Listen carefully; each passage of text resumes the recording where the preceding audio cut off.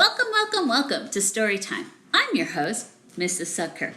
So, I'm going to try a new way to read you guys a story. Mrs. Murray taught me how to do it. Let's see how it works. Today, I'm going to read you the story, Daisy Comes Home. This is a story about a little girl named May who has pet hens. So adorable. While we read this story, I want you to think about, what did Daisy's adventure teach her? What did Daisy's adventure teach her on how to be with her other hens? Let's read the story to find out. Daisy Comes Home by Jan Brett. Look over the garden wall, and you will see the 6 happiest hens in China. They live in May's sandy yard by the Li River, where they lay brown eggs every day for May to sell at the market. But it was not always this way. Once upon a time, the smallest hen, the one May called Daisy, was picked on by all the others. Oh, this is hard to imagine because May was known far and wide for her happy hens. She gave them treats. She put fresh hay in their nest. She gave them baths when they fell in black mud. And when she called "Guh, guh, guh," all the hens would run to her as fast as their legs could carry them. Even May's egg baskets were painted with big red characters that read, "Happy Hens." And she tried to make it so. Yeah, I think with all the nice things she did for her hens, that they were happy hens. Let's read to find out. But every night, when it was time to roost in the hen house, the other hens picked on Daisy. They fluffed up their feathers and crowded her off the perch. They jostled her until, peck, one or the other pushed her and thump, off she fell. Then the hens tucked their heads into their feathers and went to sleep while poor little Daisy was stuck below on the damp mud floor, shivering and cold until morning. I'd like to take a second to look at this page. Do you see up on the left-hand corner, there's May. She's sleeping nice in her bed with her blanket and her pillow. And then we see Daisy on the right-hand bottom corner. There she is in the mud. One day, it rained all day and the hens stayed inside. When it got dark, they flew up to their perch, except for Daisy. She had had enough of pushy hens and cold, damp floors. She went outside to find a place to spend the night. Down the riverbank, she spied one of the market baskets. She snuggled in and fluffed up her feathers to stay warm. Daisy was sleeping and didn't see the river creeping up the bank from all the rain. And when the water reached her happy hen basket, she didn't feel it float out onto the river. I know, boys and girls, this is a good place to stop to think about what is going to happen to Daisy. Great ideas. I think Daisy's about to go on an adventure. But when the basket started dipping and bobbing, Daisy woke up. She peeked out and saw a watery world all around her. The sandy yard, the garden wall, and May's farmhouse looked smaller and smaller as the current carried her down the river. Finally, the basket bumped against a stone jetty where a houseboat was tied up. Scratch, scratch, scraped the basket as the river waves pushed it against the sharp rocks. Oh, I know, I see it too. Yeah. On the left-hand side, May's waking up. I wonder what she's thinking. Excellent ideas. Oh, Let's read. Oh, here's the boathouse. Let's take a second to look at this picture and see what we think might happen on this page.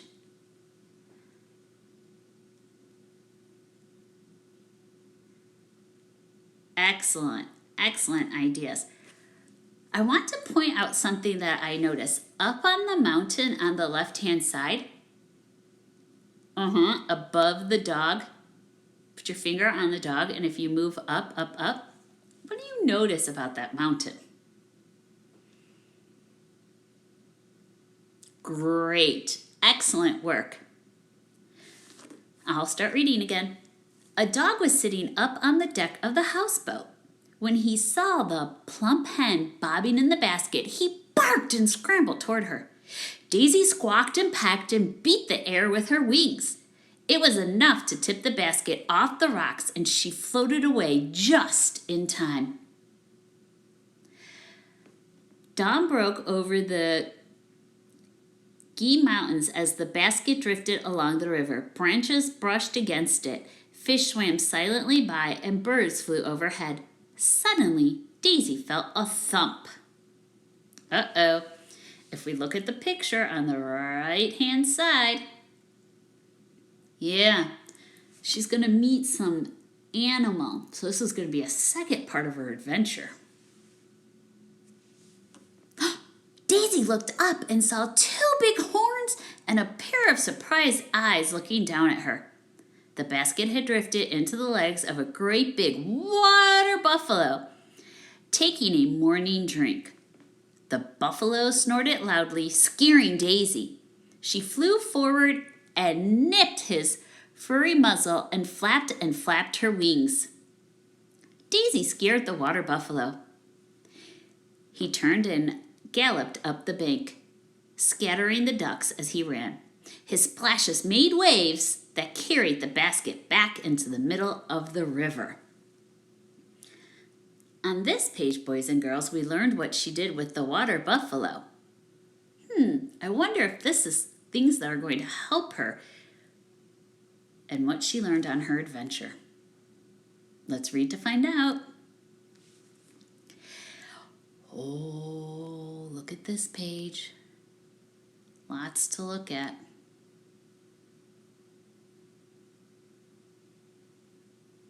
Yeah, I see it too. I see Daisy over here getting kind of caught up in a branch with some monkeys. I see May up in the corner looking, and she's only counting. She only sees how many hens? Yeah, I agree. And then if you look up on the monkey near Daisy, if you put your finger on that monkey and move your finger up, what do you see on that mountain? Oh, I wonder if we've seen that stuff on other pages too. Let's read to find out. Daisy traveled along all day until her basket was hooked by the roots of a banyan tree where a troop of red-tailed monkeys lived.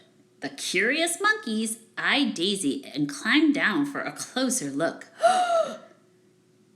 Daisy froze as one monkey crept up to the basket and reached in. Oh, Daisy's on a crazy adventure. I wonder what she's going to do to save herself. Excellent. Let's read to find out. Daisy flapped and pecked, nipped and squawked. The startled monkey pushed the basket away. It broke loose from the trees and floated on down the river. Daisy wondered what would happen next. Me too.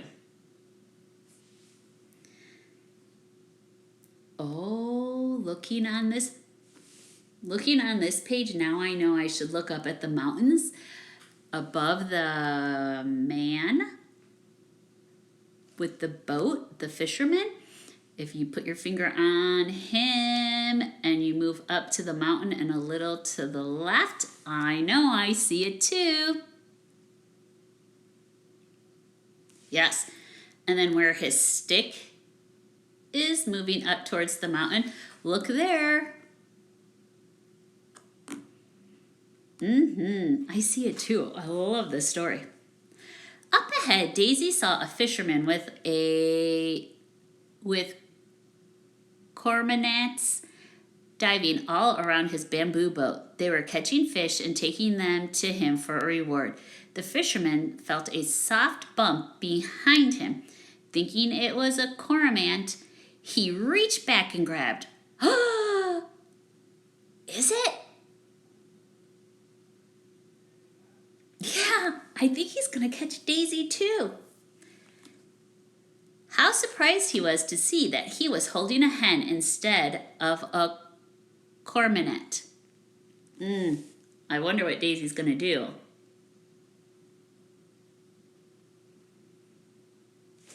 Good ideas. Let's read to find out. Finders keeper, he exclaimed. Little fish, big fish, silverfish, whitefish. That's what I sell at the market. But today I will have this tender young chicken. He put a net over the basket and headed to shore with poor Daisy inside. Uh-oh. What's Daisy gonna do? She has been on an adventure and she's learned some ways to frighten some animals and to get her out of trouble.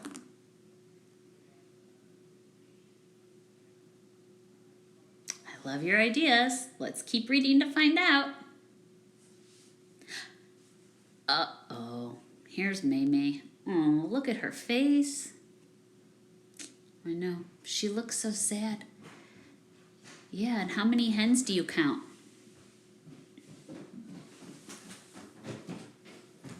Me too. At home, Maymay had looked all day and night for her little Daisy. She wasn't in the hen house. She wasn't behind the farmhouse. She couldn't fly over the wall. Where is she? Maymay wondered, worried all the time about what had happened to Daisy. Finally, she knew that she had to go to the market. With a sad feeling, she packed her eggs in the basket and started on her way. I want to take a second here. Why do you think Maymay's sad?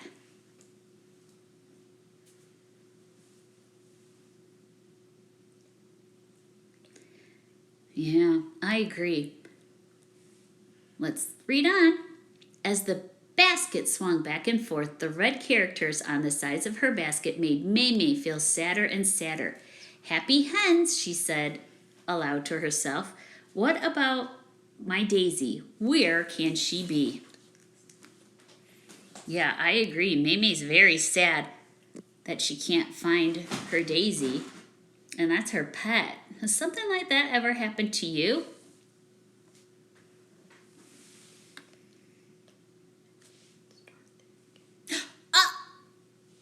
Let's read to find out. At the market, Maymay found a place and arranged the eggs in clean, sweet-smelling straw. All morning, shoppers brought her fresh brown eggs, but she couldn't stop thinking about her little lost hen. Maymay heard a voice calling to her. It was her friend Yang, yelling from the back of a bike cart. A fisherman has a happy hen's basket, he shouted. What? She called, not understanding what he was saying. A happy hen's basket, he repeated. You'd better hurry because he's showing off what's inside. Yes, everyone. I think it's Daisy too. Oh, Daisy, Maymay shouted. Maymay raced to where the fish were sold. There was Daisy, beautiful and plump in her basket, surrounded by a crowd, all wanting to buy her. That's my hen, she cried to the fisherman, but his face was like stone. She pointed to the red characters on her basket. Happy hens, she said. The fisherman crossed his arms. Finders, keepers. He growled and turned away to sell Daisy. Ugh. Has anyone ever said that to you? Finders, keepers. Me too.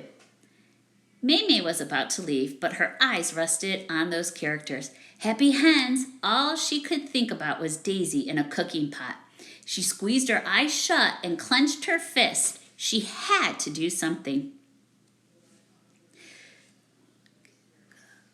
Ga, ga, ga, ga, ga, she called at the top of her voice. And when Daisy heard the call, she answered it the way she had every day of her life. She rose up and threw herself against the basket, tipping it over. She ran toward her friend Maymay as fast as her legs would go. Daisy flew into Maymay's shoulder, and off they went, running back to get Maymay's basket and to go home. The fisherman ran after them furious. "Stop!" he yelled at Maymay. "That's my hen!" "Finders keepers," Maymay called over her shoulder. And with Daisy clinging to her, she ran and didn't stop until they were safely home. That night, as the sun went down, Daisy took a place on the roost. When one of the big hens fluffed her wings and spread out, expecting Daisy to fall off the perch like always, Daisy flapped her wings. "I learned that from a boat dog," she clucked. Another hen tried to tip her off. She pushed right back.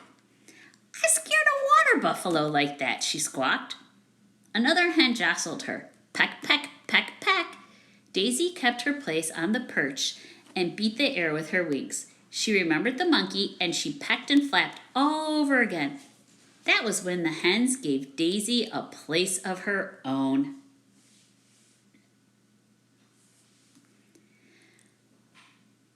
The lap, lap, lap of the river made a peaceful nighttime song. No bumping, no jostling, no fussing around. Just 6 happy hens, their heads tucked in their feathers, high and warm and safe together. Boys and girls, I'd like you to draw or write about what did Daisy's adventures teach her. Thank you so much. Talk to you soon.